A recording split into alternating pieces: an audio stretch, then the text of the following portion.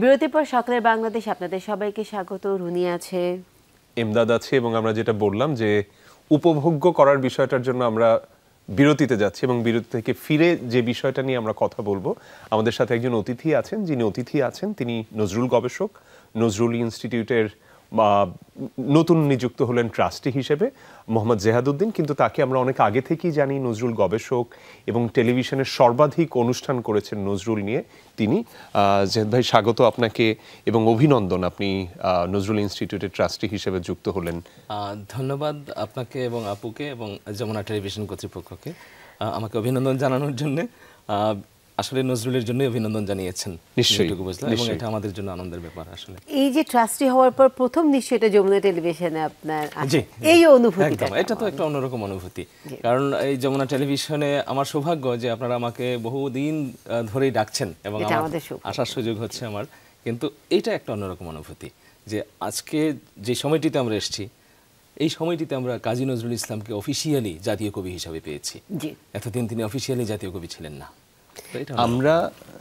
আমি যখন আপনাকে আমার খুব প্রিভিলেজ হয়েছিল যে আপনাকে আমি ইন্টারভিউ করার, নজরুলের কোনো একটা দিবসে আপনি গান গাচ্ছিলেন, নজরুলের কবিতা বলছিলেন, সেই মানুষটি যখন এখন ট্রাস্টি হয় তখন এইটা ধরেন আমার কাছেও খুব হয় কি, আমারও এখন অনেক প্রত্যাশা যে মোহাম্মদ জেহাদউদ্দিন নিশ্চয়ই এই জায়গাগুলোতে করবেন। শুরুতেই যদি নজরুল ইনস্টিটিউটকে, যেহেতু এটা সবাই শোটা দেখে, একটু নজরুল ইনস্টিটিউটকে আমাদের সাথে একটু পরিচয় করান এবং আপনাদের শুরুর পর থেকে এখন আপনাদের হাত ধরে কি কি আপনারা চিন্তা করছেন, কোন জায়গায় কাজ করবেন। এমদাদ ভাই, আপনাকে অনেক ধন্যবাদ। নজরুল ইনস্টিটিউট এটি একটি সরকারি প্রতিষ্ঠান, সংস্কৃতি বিষয়ক মন্ত্রণালয়ের অধীনে এই প্রতিষ্ঠানটি। এটি গঠিত হয়েছিল নজরুল ইনস্টিটিউট অর্ডিন্যান্স 1985 অনুযায়ী। সরকার সেই সময় এই ইনস্টিটিউটটি প্রতিষ্ঠা করেছিল।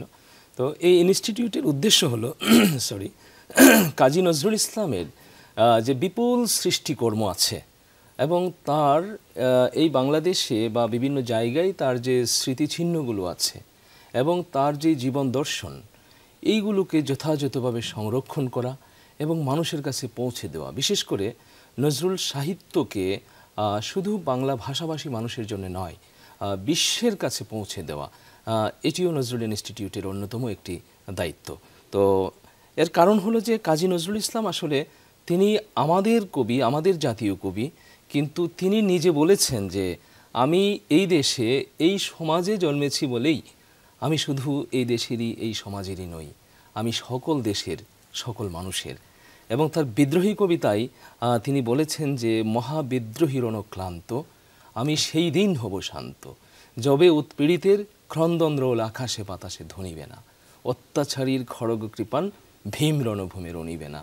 তো পৃথিবীতে যত জায়গায় অন্যায় থাকবে, অত্যাচার থাকবে, জুলুম থাকবে, তত জায়গায় নজরুল প্রাসঙ্গিক।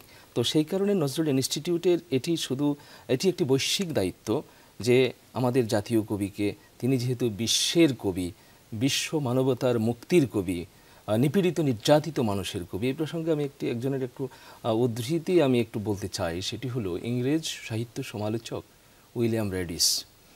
তিনি বলেছেন, পৃথিবীতে যত জায়গায় অন্যায়ের বিরুদ্ধে কবিতা ব্যবহৃত হবে, তত জায়গায় নেতৃত্ব দিবেন বাংলাদেশের জাতীয় কবি কাজী নজরুল ইসলাম।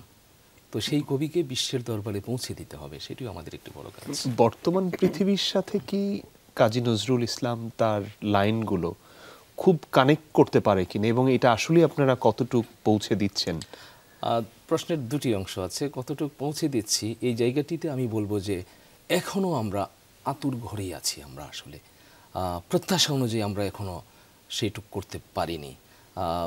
ইভেন আপনি জেনে হয়তো খুব কষ্ট পাবেন, সেটি হলো পৃথিবীর যেসব দেশে আমাদের হাই কমিশন আছে, এম্বাসি আছে, সেই জায়গাগুলো কিন্তু এখনও যথাযথভাবে নজরুলকে কানেক্ট করতে পেরেছে বলে আমরা বলতে পারছি না। স্যার, এইখানেই প্রশ্ন যে যিনি এম্বাসি চালাচ্ছেন তিনি তো একজন ডিপ্লোম্যাট, তিনি কূটনীতিটা ভালো জানেন, কিন্তু তাকে তো এই কন্টেন্টটা দিতে হবে যে হ্যাঁ আপনি অমুক জায়গাটা এম্বাসি থেকে এই অনুষ্ঠানটা আপনি করেন।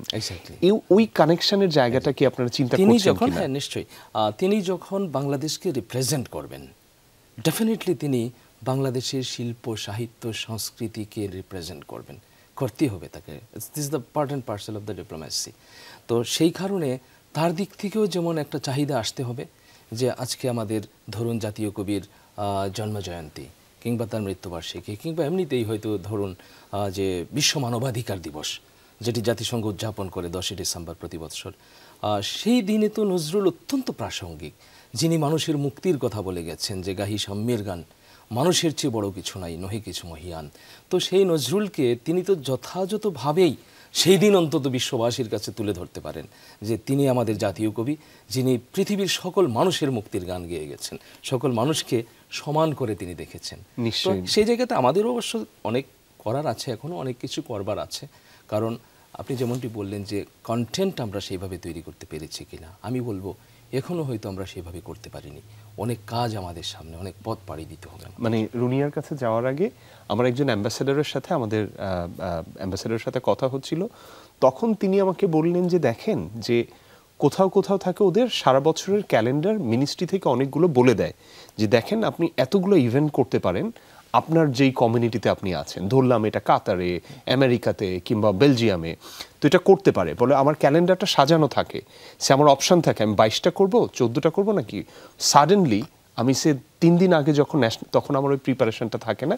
এটা শুধু একটা কিউ দিলাম কারণ আপনি এখন ট্রাস্টি নজরুল ইনস্টিটিউটের এবং সংস্কৃতি মন্ত্রণালয়ের সাথে এটা আছে, ওই প্রেক্ষিতে আপনাকে বললাম। মানে ওটা হচ্ছে তাদেরও কিন্তু একটা সে আছে এই জায়গাটা। এবং জেনে খুব খুশি হলাম যে আমরাও চাই এখন আসলে নতুন আমরা বলবো যে 2024 পরবর্তী যে বাংলাদেশ, সেইখানে আমরা কিন্তু কেউ শাসক থাকবে, কেউ তাকে জিনিস তুলে দেবে আর তিনি কাজ করবেন, সেই জায়গা থেকে আমরা সরে আসতে চাই। এখানে প্রত্যেককেই কর্মী হিসেবে কাজ করতে হবে। আমি একজন কর্মী, তিনিও একজন কর্মী, আমরা সবাই যার যার জায়গা থেকে কাজ করব এবং ডেফিনেটলি আপনার ইনফরমেশন আমাদের জন্য অনেক কাজে আসবে। কারণ এটা আসলে একটা কোলাবোরেটিভ ওয়ার্ল্ড, কোলাবোরেটিভ ভাবে যদি আগানো যায় তাহলে আসলে জিনিসটা সহজ হয় সবার জন্য। তো যদি নজরুলকে নিয়ে কথা বলতে চাই, যে নজরুলকে নিয়ে কাজ করার অনেক জায়গা আছে। আপনি যেভাবে বলছেন যে আমরা এখনো আতুর ঘরে, যে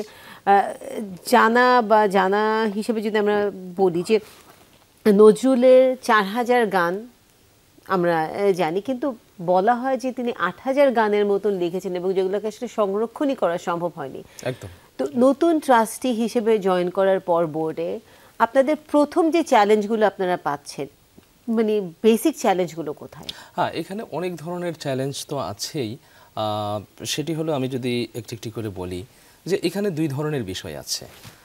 ট্রাস্টি বোর্ড তো ডে টু ডে কাজ করবে না, ট্রাস্টি বোর্ড ওভারঅল স্ট্র্যাটেজিক কাজগুলো করে ট্রাস্টি বোর্ড।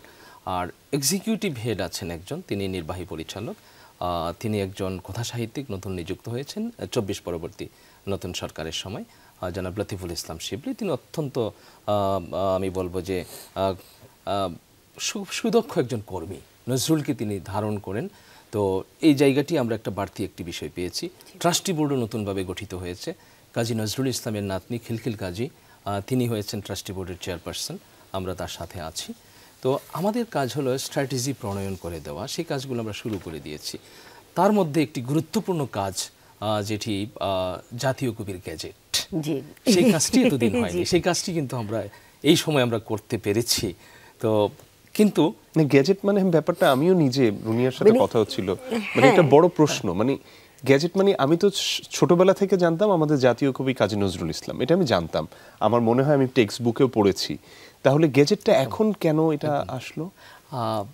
ধন্যবাদ। ছোটবেলা থেকে আপনি যেমন জানতেন, আমিও জানতাম, আপুও জানতেন, আমরা সবাই জানি তিনি আমাদের জাতীয় কবি। ব্যক্তিগতভাবে আমি আইনের ছাত্র, ঢাকা বিশ্ববিদ্যালয় থেকে পড়াশোনা করেছি। তো আইনের যারা মানুষ, যেহেতু আপনার ছাত্রের ব্যাপারটা আসলো, আমার মনে হয় দর্শকদের একটু জানার দরকার যে আমাদের যিনি আজকের অতিথি মোহাম্মদ জেহাদউদ্দিন, তিনি কিন্তু সরকারের একজন উচ্চ পর্যায়ের কাজ করেন, কর্মকর্তা কথাটা আসলে অ্যাভয়েড করলাম, এবং একই সাথে তিনি কিন্তু আমাদের সময় এসএসসি ইন্টারমিডিয়েটে স্ট্যান্ড করা ছিল হচ্ছে স্বপ্ন, এবং তিনি কিন্তু কুমিল্লা বোর্ড থেকে এসএসসিতে ফার্স্ট স্ট্যান্ড করেছিলেন। হ্যাঁ, আমি এবার একটু পুলকিত হচ্ছি যে এত একজন ভালো ছাত্রের পাশে আমি বসে আছি। বলেন। জি, ভালো ছাত্রদের খুব ভালো ক্যারিয়ার হয় না, এটা বাট আপনার ক্ষেত্রে দেখছি ব্যতিক্রম। ব্যতিক্রম বলবো না, আমি যেটা বলবো যে আমি একজন কর্মী, আমি একজন শ্রমিক, একেবারে লিটারেলি আমি এটা মেন করি এবং আসলেই শ্রমিক একজন। তো প্রাপ্তি অপ্রাপ্তির অনেক জায়গা থাকে। আপনি নিজে চাকরিজীবী, আপনিও চাকরিজীবী, হয়তো দেখা যাবে যে আপনার আরও 3-4 বছর আগে হয়তো পদোন্নতি হওয়ার কথা, কিন্তু হবে না, কারণ আপনি তো একজন কর্মী, আপনি অনেক কিছু হয়তো করতে পারবেন না। কর্মীরা শুধু কাজ করতে জানে। আমি এর বেশি কিছু বলছি না, খোলাসা করছি না। তো যাই হোক, তো গ্যাজেটের বিষয়টা তো কাজী নজরুল ইসলাম পাঠ্যপুস্তকে আমরা বিভিন্ন জায়গায় পড়েছি, দেখেছি, সবসময় জানি তিনি আমাদের জাতীয় কবি। তো আমি যখন আইনের ছাত্র হিসেবে আমি বিভিন্ন বিশ্ববিদ্যালয়ে আইন পড়াই, সরকারের অনুমতি নিয়ে পার্ট টাইম পড়াই। তো আমার একটা জিজ্ঞাসার জায়গা, নিজেকে জিজ্ঞাসা করি, আমি খুঁজি, কারণ আইনজীবীরা প্রত্যেকটা বিষয়ে কিন্তু ডকুমেন্ট খুঁজেন, প্রামাণ্য দলিল খুঁজেন। তো আমি খুঁজতে লাগলাম যে কাজী নজরুল ইসলাম জাতীয় কবি, এটা লিগ্যাল ডকুমেন্ট কোথায়? সাপোজ একটি মেয়ের সাথে আমার বিয়ে হয়েছে, কাবিননামাটা কোথায়? নাই, কোথাও খুঁজে পাই না, নেই তো নেই। তাহলে কি হলো?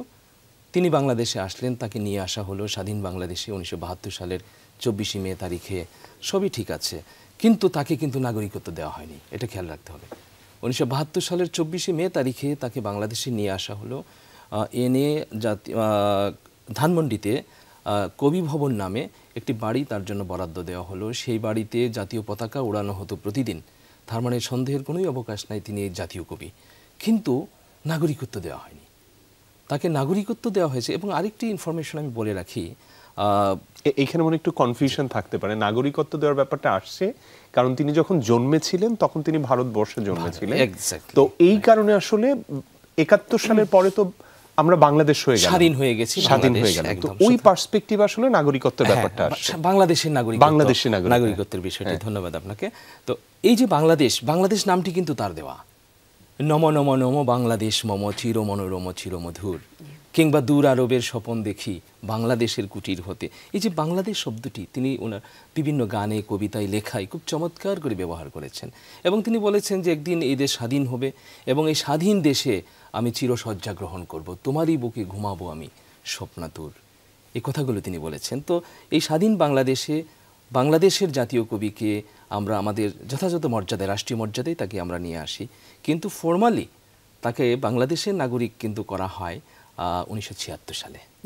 1976 সালে। তো তখনও কিন্তু তাকে জাতীয় কবি মুখে মুখেই।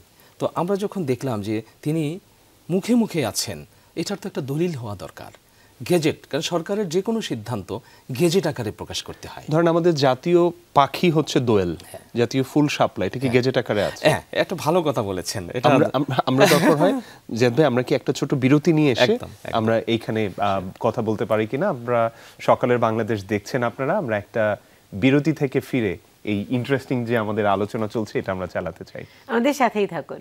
সবাইকে আবারও শুভ সকাল। যারা এখন টেলিভিশনের সামনে আসলেন, স্বাগত আপনাকে। সকালের বাংলাদেশে এমদাদ আছি, সাথে রুনি আছে, এবং আমাদের সাথে আছে নজরুল গবেষক এবং নজরুল ইনস্টিটিউটের ট্রাস্টি মোহাম্মদ জেহাদুদ্দিন। এবং তার সাথে কথা ছিল যেখানে ছিলাম আমরা আসলে এই যে গ্যাজেটের বিষয়টা, এবং সেখান থেকে এমদাদ আবার যুক্ত করলো দোয়েল, এবং আসলে যতগুলো আমাদের জাতীয় ফুল পাখি আছে সেগুলো কি সবই গ্যাজেট আকারে লিপিবদ্ধ আছে? গ্যাজেট আকারে হয়নি। এবং এটি দেখেন খুব দুর্ভাগ্যের ব্যাপার যে আমরা যতবার সরকারের কাছে বিভিন্ন ফোরামে আমরা দাবি জানিয়ে আসছিলাম যে জাতীয় কবির গ্যাজেটটি করা হোক, তখন বিভিন্ন মহল থেকে আমাদেরকে কিন্তু বিভিন্ন ধরনের কমেন্ট করা হতো। তার মধ্যে এইটাও এক ধরনের কমেন্ট থাকতো যে কোথায় জাতীয় ফুলের তো গ্যাজেট লাগে না, জাতীয় মসজিদের গ্যাজেট লাগে না, এগুলো তো হৃদয়ের ব্যাপার। সুতরাং নজরুল হৃদয়ে আছে, সবার হৃদয়ে আছে, চিন্তার কোনো কারণ নাই।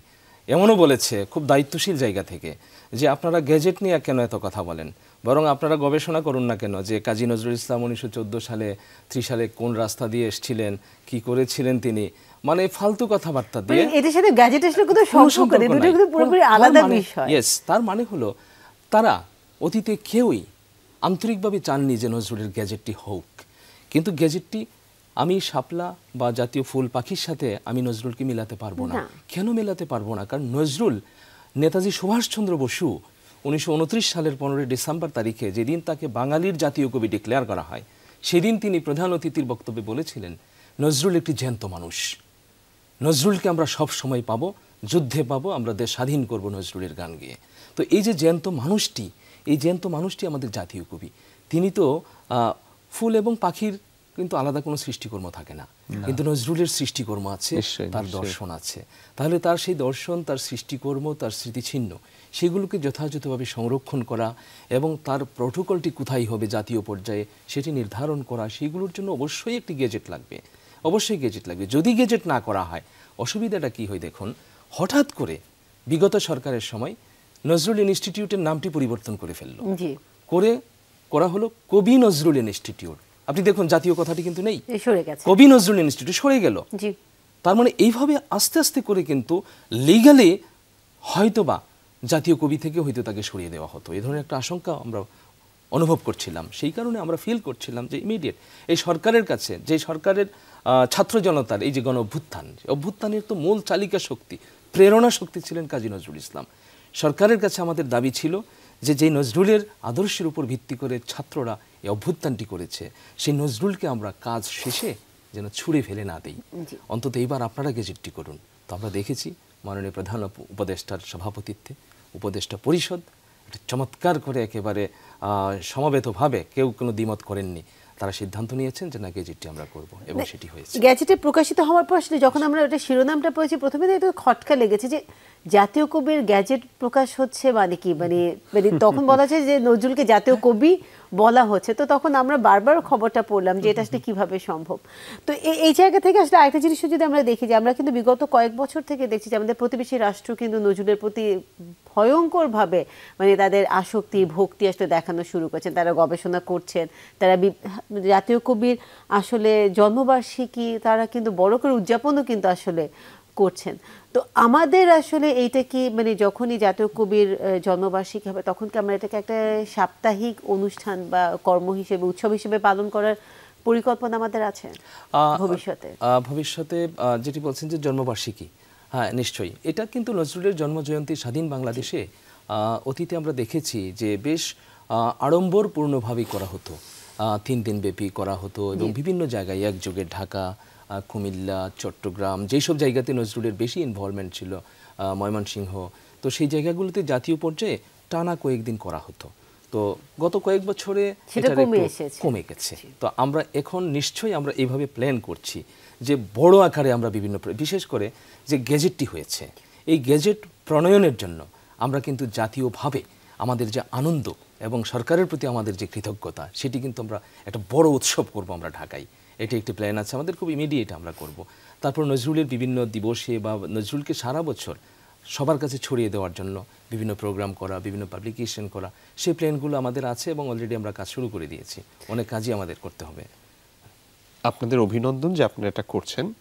আপনারা যে কথাগুলো বলছেন আনুষ্ঠানিকতার ব্যাপার, এটা অবশ্যই আমাদের দরকার আছে। মূল ব্যাপার যেটা আসলে যখন আমাদের আন্দোলন হয়, ছাত্র আন্দোলন, ছাত্র জনতার আন্দোলন হয়, তখন কিন্তু আমিও কখনো কখনো ভেবেছি যে এইটা পুরোপুরি নজরুল কন্টেন্ট, কিন্তু আসলে নজরুলের যে দর্শনটা, ফিলসফিটা, ওইটা কি আসলে তাদের ভেতরে যাচ্ছিল কিনা। এখানে কি আপনার কাছে মনে হয়েছে, আমি শুনেছিলাম 2-4 জন নজরুলের কবিতা বলছে, আবার অনেক জায়গায় দেখেছি মিসিং, কারণ আসলে সে জানেই না। সো জানে নার জায়গাটা আমার কাছে মনে হয়েছে অপেক্ষাকৃত বেশি। এটা আপনি কি মনে করেন এবং এই জায়গাটা নিয়ে, কোর কাজের জায়গা, এটা নিয়ে আপনারা কি চিন্তা করছেন? একদম ধন্যবাদ। নজরুলকে না জানার জায়গাটাই বেশি আসলে, অজানা নজরুল অনেক বড়, জানা নজরুল আমাদের কাছে খুবই সীমিত। তো এই জন্য নজরুলকে ডিসকভার করবার জন্য আমাদের অনেক কাজ করতে হবে। আর গণঅভ্যুত্থানে, ছাত্র গণঅভ্যুত্থানে নজরুলকে ছাত্ররা আসলে তারা মাঠে ময়দানে পেয়ে গেছে নজরুলকে, কারণ তাদের একটা প্রেরণা শক্তি দরকার ছিল, তাদের মুখে ভাষা দরকার ছিল, সেই ভাষা তারা পেয়েছে নজরুলের কাছ থেকে। নিশ্চয়ই পাঠ্যপুস্তক থেকে তারা ওইভাবে পায়নি, কারণ আমাদের পাঠ্যপুস্তকে, আমাদের সিলেবাসে, আমাদের শিক্ষা প্রতিষ্ঠানে নজরুল কিন্তু সাংঘাতিক রকম, আমি বলবো যে উপেক্ষিত। সুতরাং তারা তাদের দায়িত্বে, আমরা তাদেরকে যা শেখাতে চেয়েছি তারা হয়তো তাদের মুক্তির জন্য তারা নিজ দায়িত্বে শিখে নিয়েছে। আমরা সেই অবস্থাটা আমরা পেয়েছি। তো আমাদের দায়িত্ব হলো এখন, এটা লজ্জার জায়গাও আমাদের, রিলেটিভলি আমরা যারা সিনিয়র আমরা তাদেরকে দিতে পারিনি, কিন্তু তারা খুঁজে নিয়েছে। এখন আমাদের দায়িত্ব আরও বেড়ে গেছে যে এই নজরুলকে, যেই নজরুল সব সময়ের জন্য প্রাসঙ্গিক, যিনি বলেছেন যে বর্তমানের কবি আমি, বর্তমানের কবি, এই কথাটা বলতে পারাটা কিন্তু একটা সাংঘাতিক রকম একটা কনফিডেন্সের ব্যাপার। যিনি বর্তমানকে ধারণ করতে পারেন তিনি আসলে মহাকবি। তো সেই বর্তমানের কবিকে আমরা সব সময়ের জন্য প্রাসঙ্গিক পাই এবং সেই নজরুলকে সবার মাঝে যেন আমরা ছড়িয়ে দিতে পারি। বিশেষ করে আমাদের শুধু শহর কেন্দ্রিক চিন্তা করলে চলবে না, গ্রামে গঞ্জে প্রত্যন্ত এলাকায় প্রতিটি জায়গায় এবং শুধু দেশে নয় দেশের বাইরেও সব জায়গায় নজরুলকে আমাদের ছড়িয়ে দিতে হবে এবং সেটি ছড়িয়ে দিতে হবে নজরুলের জন্য না, সেটি ছড়িয়ে দিতে হবে মানুষের মুক্তির জন্য। আর মানুষের মুক্তির এত বড় কণ্ঠস্বর পৃথিবীর কোনো সাহিত্যে নেই। আসলে নজরুলকে নিয়ে যখন কথা বলা মানে বলতে চাই তখন আসলে কোথা দিয়ে কথা আসলে শুরু করব। তিনি এমন কোনো বিষয় নাই যে বিষয় নিয়ে আসলে তিনি গান তার রচনা তিনি করেননি। সেটা আমরা মানে ধর্ম থেকে শুরু করে নিয়ে প্রেম বিদ্রোহ সব কিছুতেই কিন্তু নজরুল বিদ্যমান। তার পাশাপাশি নজরুলের আরেকটা বিশেষত্ব ছিল তিনি কিন্তু অসম্ভব পড়ুয়া এবং ভেরি ওয়েল রেড যেটা বলা যায়, মানে বাংলা ভাষায় বিদেশি শব্দ এমনভাবে তার গল্প কবিতাতে এসেছে, গানে এসেছে, যেটাকে খুব সাবলীলভাবে কোনোভাবে ওখানে মনে হচ্ছে না যে ওখানে আরোপিত কোনো বিষয় না। তো এই বিষয়গুলোকে কিভাবে আসলে আমরা ছাত্রদের মাঝে নিয়ে আসতে পারি, স্পেশালি যদি আমরা ধর্মের কথাটা বলি। নজরুলের একই কথা হিন্দু মুসলমান একইভাবেই কিন্তু এসেছে। আমরা একটি ফুলের একই বৃন্তে দুটি হিন্দু মুসলমান, মুসলিম তার নয়নের মণি, হিন্দু তাহার প্রাণ। এই যে ধর্ম তিনি কিন্তু সেখানে মানে খ্রিস্টান ধর্ম ত্রিপদ সবই কিন্তু তিনি আসলে পাঠ করেছেন। এই বিষয়টাকে তার এই চেতনাটাকে কিভাবে, প্রথমটি হলো যে নজরুলের কাজের যে বিস্তৃতি, যে এত কাজ তিনি করে গেছেন এবং কত অল্প সময়ে। তিনি 1899 সালে তার জন্ম, 1976 সালে তিনি ইন্তেকাল করেছেন। 77 বছর জীবন পেয়েছেন, কিন্তু তার মধ্যে শেষের 34 বছর তিনি কোনো কাজ করেননি, নীরব হয়ে গেছেন। সেই নীরব কেন হয়ে গেছেন সেটি আরেক গবেষণার ব্যাপার। এটি আধ্যাত্মিক জগতের একটা চূড়ান্ত জায়গা, তো সেই জায়গাতে আজকে আমরা যাচ্ছি না, যদি পরে কোনো দিন ডাকেন হয়তো কথা বলার সুযোগ হবে। বাট তার এর আগের যে সক্রিয় জীবন, যেই জীবনটি আমরা পাই, বিভিন্ন সৃষ্টিকর্ম তিনি রেখে গেছেন আমাদের জন্য, তো সেই জায়গায় তিনি একদিকে যেমন সুবিশাল তার মহাসমুদ্র সমতুল্য কাজ এবং সব দিকে কি সঙ্গীত কি সাহিত্য কি প্রবন্ধ কি নাটক সব জায়গায়, আবার আরেক দিকে দেখুন তিনি রাজনীতি করছেন, তিনি পত্রিকা সম্পাদনা করছেন, তিনি চলচ্চিত্রের, আমরা বলবো যে বাংলা চলচ্চিত্রের পায়োনিয়ার হলেন কাজী নজরুল ইসলাম। এই সবগুলো কাজ তিনি করে যাচ্ছেন। আবার রাজনীতিরও তিনি দেখুন যে রাজনীতিবিদরা যখন মানুষের মুক্তির জন্য সুস্পষ্টভাবে কথা বলছে না, স্বাধীনতার জন্য সুস্পষ্টভাবে কথা বলছে না, সেই সময় কাজী নজরুল ইসলাম ভারতবর্ষের পূর্ণাঙ্গ স্বাধীনতার ঘোষণা দিয়ে দিলেন লিখিতভাবে। কোনো রাজনীতিবিদের সাহস হয়নি সেটি করবার জন্য, তিনি করেছেন। বরং রাজনীতিবিদদেরকে তিনি বলেছেন যে ইঙ্গিত করে বলেছেন, সামনে বসে কবিতা লিখে বলছেন যে ভারত হবে ভারতবাসীর, এই কথাটিও বলতে ভয়, এই বড়ুদের নেতা বলিস, ওদের কথাই চলতে হয়। এই বড়ুদেরকে তিনি ফেলে দিয়েছেন, ছুঁড়ে ফেলে দিয়েছেন, বলছেন যে স্বাধীনতার জন্য যা করা দরকার সেটা আমরা করবো, তরুণরা দেশে স্বাধীনতা আনবে। তো এই নজরুলের কাজের বিস্তৃতি আসলে পরিমাপ করতে পারবো না আমরা। আবার দেখুন কার জন্য তিনি কাজ করেছেন, সকলের জন্য। তিনি নিজে একটি গানের মধ্যে বলেছেন যে সবার কথা কইলে কবি এইবার নিজের কথা কহ, কিন্তু নিজের কথা তিনি বলেননি। আর বলেননি বলেই এখন শুধু আমরা তার কথা বলি। কেন বলি? কারণ তিনি আমাদের কথা বলেছেন। আর যেমনটি বলেছেন ছাত্রদের জন্য তো নজরুল একটি মডেল, একেবারে জীবন্ত একটি মডেল। কিভাবে পড়াশোনা করতে হবে, তিনি কিন্তু ক্লাসে ফার্স্ট বয়, প্রতিটি ক্লাসে ফার্স্ট হতেন, কিন্তু ফার্স্ট হওয়া তার লক্ষ্য ছিল না। তার লক্ষ্য ছিল মানুষ হওয়া এবং স্বাধীন সত্তা নিয়ে বেঁচে থাকা, যে মাথা উঁচু থাকবে, বলবীর, বলচির অন্যতম মশির, এটি হলো তার দর্শন। তো ছাত্ররা সেটা শিখবে তার কাছ থেকে। কোথাও মাথা নত করবে না, কোথাও অন্যায় করবে না, অন্যায়ের কাছে নতি স্বীকার করবে না, কোনো জালিমের সামনে মাথা নত করবে না। নজরুল বলেছেন যে যখন ফেরাউন যখন জালিম ও ফেরাউন চাহে সত্য ও মুসারে মারিতে, ভাই নীল দরিয়ার মোরা তরঙ্গ বন্যা নিয়া তাহারে ডুবাই। আমরা তরুণরা হচ্ছে নীল দরিয়ার বন্যা হয়ে সেই জালিমকে আমরা ডুবিয়ে দেই। সেটি আমরা দেখতে পেয়েছি চোখের সামনে। এই নজরুল তরুণদেরকে এইভাবে উজ্জীবিত করেছেন, উদ্দীপ্ত করেছেন যে আমরা যদি না জাগি মা কেমনে সকাল হবে। তরুণরা জেগে উঠেছে এবং সেই জন্য আমরা একটা সকাল পেয়েছি। তোমার ছেলে উঠলে মাগো রাত হবে। তো সেই তরুণদের মধ্যে নজরুল বেঁচে থাকবেন এবং তারাই নজরুলকে টেনে নিয়ে যাবেন আমাদের মুক্তির জন্য। তারাই আমরা এই নজরুল বেঁচে থাকা, সবার কাছে ঠিকমতো পৌঁছে দেয়া, এগুলো নিয়ে আমরা আরো কথা বলবো। মোহাম্মদ জেহাদউদ্দিন আমাদের সাথে আছেন, নজরুল ইনস্টিটিউটের ট্রাস্টি এবং তিনি একজন নজরুল গবেষক। কিন্তু এর ভেতরে আমরা একটা বিরতিতে যেতে চাই সকালের বাংলাদেশে। ফিরছি এখন, আমাদের সাথেই থাকুন। সকালের বাংলাদেশে সবাইকে আবারও আমন্ত্রণ। এমদাদ আছি, রুনি আছি সাথে, এবং আমাদের সাথে আছে নজরুল গবেষক এবং নজরুল ইনস্টিটিউটের ট্রাস্টি মোহাম্মদ জিহাদউদ্দিন। তার সাথে কথা ছিল, আসলে আপনার সাথেও কথা বলে যেমন শেষ করা সম্ভব না, নজরুলকে আসলে এই এত ছোট পরিসরে আসলে জেনে শেষ করা আসলে কোনোভাবেই সম্ভব না। আসলে নজরুলের অনেক দিক, রসিক নজরুলকে নিয়ে আসলে কখনোই আমরা গবেষণা করিনি। রসিক নজরুল, ওরে বাবা, রসিক নজরুল, নজরুল তো মানে এত রসিক ছিলেন, আনন্দ আর আনন্দ। মানে তিনি যে জায়গায় আসতেন সেই জায়গা সরগরম হয়ে যেত যে নজরুল এসছে, হা হা করে অট্টহাসি হাসতেন, এবং আনন্দটাই ছিল তার মূল আসলে। এবং পৃথিবীকে আপনি একটা গানের মধ্যে আমরা পাই যে তিনি বলছেন যে যত ফুল তত ভুল, কণ্টক জাগে, মাটির এই পৃথিবী তাই এত ভালো লাগে। তো এখানে ফুল আছে, ভুল আছে, মান আছে, অভিমান আছে, প্রাপ্তি আছে, অপ্রাপ্তি আছে, প্রেম আছে, বিরহ আছে। সেই জন্য এই পৃথিবীটাকে তার সবচেয়ে বেশি ভালো লাগে। এবং এই পৃথিবীকে আনন্দময় করবার জন্যেই তিনি কিন্তু যা কিছু করবার করেছেন। কিন্তু আনন্দময় করতে গেলে আপনি কিভাবে করবেন? একটা মানুষ খেতে পায়নি, তার চাকরি নাই, তার কর্ম নাই, সে অসুস্থ, তাকে আপনি যতই আনন্দের গান শোনান, তাকে আপনি জোকস শোনাচ্ছেন, সে কি হাসবে? তার সে একটা পরাধীন মানুষ, তার পেটে ভাত নাই, তাকে তাহলে কি দিতে হবে? তার অধিকার ফিরিয়ে দিতে হবে। তাকে আনন্দিত করবার প্রধান মাধ্যম হচ্ছে তার অধিকার ফিরিয়ে দেওয়া। সাম্যের কথা বলেছেন, বারবার তিনি বলছেন যে, এবং বলছেন যে ফেনাইয়া উঠে বঞ্চিত বুকে পুঞ্জিত অভিমান, উহাদের পথে নিতে হবে সাথে, দিতে হবে অধিকার। প্রতিটি মানুষ যখন অধিকার পাবে তার, তখনই সে সত্যিকার অর্থে আনন্দ পাবে, সুখ পাবে। তো নজরুল তো আসলে মিনিংলেস কোনো কাজ করেননি। তিনি নিজে বলেছেন যে আমি যা কিছু সৃষ্টি করেছি সব কিছু আমার জীবনের গভীর অভিজ্ঞতা থেকে নেওয়া, এবং এই সৃষ্টিগুলো প্রত্যেকটি হচ্ছে অর্থপূর্ণ। এখানে আমি কোরআন শরীফের একটা আয়াতকে রিলেট করতে পারি। আল্লাহ বলছেন যে যারা আমার সৃষ্টি নিয়ে, আল্লাহ বলছেন যে তোমরা আমার সৃষ্টি নিয়ে গবেষণা করো, দাঁড়িয়ে, বসে, শুয়ে, এবং তখন তোমাদের ফাইন্ডিংসটা হবে রাব্বানা মা খালাকতা হাযা বাতিলা, যে হে আমাদের রব, তুমি কোনো কিছু অনর্থক সৃষ্টি করো নাই, প্রতিটি মিনিংফুল সৃষ্টি তোমার। নজরুলের সৃষ্টিও প্রতিটি মিনিংফুল। তিনি আনন্দের জন্য করেছেন, কিন্তু আনন্দটা হচ্ছে রিয়েল আনন্দ হতে হবে। ওই একটা অসুস্থ মানুষকে আপনি গান শুনিয়ে তাকে ঘুম পাড়িয়ে রাখবেন, একটা পরাধীন মানুষকে আপনি ঘুম পাড়ানির গান শোনাবেন, সেই কাজ নজরুল করেননি। তিনি প্রথমে জাগিয়েছেন, তারপরে তিনি আসলে মানে রসিক হয়। এই জায়গাটা যদি একটু আসি মোহাম্মদ জিহাদউদ্দিন, যে একটু ভিন্ন প্রসঙ্গ, সেটা হচ্ছে নজরুলের মূল জিনিস তো হচ্ছে তার কন্টেন্ট, তার গান, কবিতা। এইটার কি ওনারশিপ কাদের কাছে? Thank you. এবং অনলাইনে পেতে গেলে কিন্তু অনেক সময় কপিরাইটের জায়গাতে কিছু স্ট্রাইক করে অনেক সময়। এটার কিন্তু যেহেতু তিনি এখন থেকে তো তিনি অফিসিয়ালি আমাদের জাতীয় কবি, এবং জাতীয় কবি মানে হলো তিনি জাতির সম্পদ, আমার আপনার সকলের সম্পদ তিনি।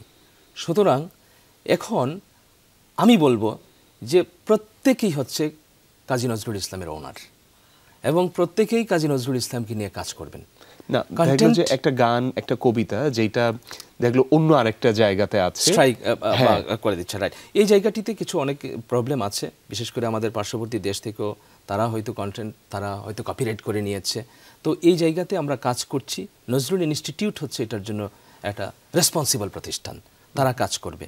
তো আমরা কাজ করছি যে কাজী নজরুল ইসলামের প্রতিটি কন্টেন্ট, সেটার ওনারশিপ, সেটার কপিরাইট যেন থাকে বাংলাদেশের, এবং বাংলাদেশের কপিরাইট থাকা মানে হচ্ছে বাংলাদেশের জনগণের, সেখান থেকে ওপেন করে দেওয়া যে প্রত্যেকে যেন কাজ করতে পারে।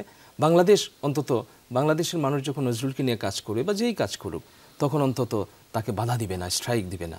তো সেই জায়গাটিতে আমরা কপিরাইটের দিক থেকে আমরা নজরুলের যাবতীয় কন্টেন্ট অফিসিয়ালি হচ্ছে নজরুল ইনস্টিটিউটের কপিরাইটের ওনারশিপ। সেইখানে কিছু বিচ্যুতি বা বাইরে যদি কিছু থেকে থাকে, সেই জায়গাগুলো আমরা ফাইন্ড আউট করবার চেষ্টা করছি, সেইগুলো আমরা নিয়ে আসবো আমাদের মধ্যে। অসংখ্য ধন্যবাদ। আসলে আমার মনে হয় আজকে খুবই একটা হোলসাম আসলে আমাদের ডিসকাশন হয়েছে, যদিও একদিনে এটা ডিসকাস করে শেষ নেই। আপনাকে আমরা আবারও আমন্ত্রণ জানাবো। আপনি একজন প্রফেসর, তো প্রফেসরের সামনে ছাত্র মনে হয় নিজেকে, তারপর এমদাদ ভাই একজন সিনিয়র ব্যাংকার, নিজেকে একজন ক্লায়েন্ট মনে হয়। সুতরাং এই যে প্রশ্ন, আপনাদের প্রশ্ন অত্যন্ত বুদ্ধিদীপ্ত, ইন্টেলেকচুয়াল প্রশ্ন থেকে আমি অনেক কিছু শিখবার সুযোগ পাচ্ছি। আপনার এই যে মানে হিউম্যানিটির কাছে সত্যি আমরা সবসময় নতজানু। আমরা আসলে এখন আসলে বিদায় নেওয়ার সময় চলে এসেছে, কিন্তু যাওয়ার আগে আমরা বিদায় নিয়ে নিচ্ছি, কিন্তু আপনার কণ্ঠে নজরুলকে ধ্বনিত হতে শুনতে চাই। ধন্যবাদ আপনাকে। কাজী নজরুল ইসলাম জন্মগ্রহণ করেছিলেন মুহররম মাসে, এবং তিনি ইন্তেকাল করেছিলেন রমজান মাসে। দুটি মাসই আমাদের জন্য অত্যন্ত গুরুত্বপূর্ণ মাস। তো রমজান মাসের 2 তারিখে যখন তিনি ইন্তেকাল করেন, বাংলাদেশের সমস্ত পত্রিকা অফিসিয়ালি একদিন ছুটি ঘোষণা করা হয়। তো তার মৃত্যু উপলক্ষে প্রতিটি পত্রিকায় লিড নিউজে তিনি ছিলেন যে আমাদের প্রাণের কবি চলে গেলেন। তো ইত্তেফাক পত্রিকা সেই দিন যে সম্পাদকীয়টি লিখেছিল কাজী নজরুল ইসলামের ইন্তেকালে, সেই সম্পাদকীয়টি শেষ করেছিল তারা কাজী নজরুল ইসলামের কৃষকের ঈদ এই কবিতার শেষ কয়েকটি লাইন দিয়ে। তো আমি কৃষকের ঈদ কবিতা একটু আমি পড়বার চেষ্টা করছি। ভাই, এখান থেকে আমরা শুধু একটু বিদায় নিচ্ছি। দর্শক, আপনাদেরকে অনেক ধন্যবাদ, আপনারা যারা আমাদের সাথে ছিলেন। আগামীকালকে আবারও দেখা হবে সকলের বাংলাদেশে। ভালো থাকবেন। কৃষকের ঈদ, কাজী নজরুল ইসলাম। বেলাল বেলাল হেলাল উঠেছে পশ্চিমে আসমানে, লুকাইয়া আছো লজ্জাই কোন মরুর গোরস্থানে। হেরো ঈদগাহে চলিছে কৃষক যেন প্রেত কঙ্কাল, কসাইখানায় যাইতে দেখেছ শীর্ণ গরুর পাল। রোজা ইফতার করেছে কৃষক, অশ্রু সলিলে হাই। বেলাল তোমার কণ্ঠে বুঝিগো আজান থামিয়া যায়। থালা ঘটি বাটি বাধা দিয়ে হেরো চলিয়াছে ঈদগাহে, তীর খাওয়া বুক ঋণে বাঁধা শির লুটাতে ক্ষুধার রাহে। জীবনে যাদের হর রোজ রোজা ক্ষুধায় আসে না নিদ, মুমূর্ষু সেই কৃষকের ঘোরে এসেছে কি আজ ঈদ। একটি বিন্দু দুধ নাহি পেয়ে যে খোকা মরিল তার, উঠেছে ঈদের চাঁদ হয়ে কি সে শিশু পাজরের হাড়। আসমান জোড়া কালো কাফনের আবরণ যেন টুটে, এক ফালি চাঁদ ফুটে আছে মৃত শিশুর অধর পুটে। কৃষকের ঈদ, ঈদগাহে চলে জানাজা পড়িতে তার, যত তাকবীর শুনে বুকে তার তত উঠে হাহাকার। মরিয়াছে খোকা, কন্যা মরিয়াছে, মৃত্যু বন্যা আসে, এজিদের সেনা ঘুরিছে মক্কা মসজিদে আশেপাশে। কোথায় ইমাম, কোন সে খুতবা পড়িবে আজিকে ঈদে, চারিদিকে তব মুর্দার লাশ তারই মাঝে চোখে বিধে। জরির পোশাকে শরীর ঢাকিয়া ধনীরা এসেছে সেথা, এই ঈদগাহে তুমি কি ইমাম, তুমি কি এদেরই নেতা। নিঙারি কোরআন হাদিসু ফেকা এই মৃতদের মুখে, অমৃত কখন দিয়াছ কি তুমি, হাত দিয়ে বলো বুকে। নামাজ পড়েছ কোরআন, রোজাও রেখেছ জানি, হাই তোতা পাখি শক্তি দিতে কি পেরেছ একটুখানি।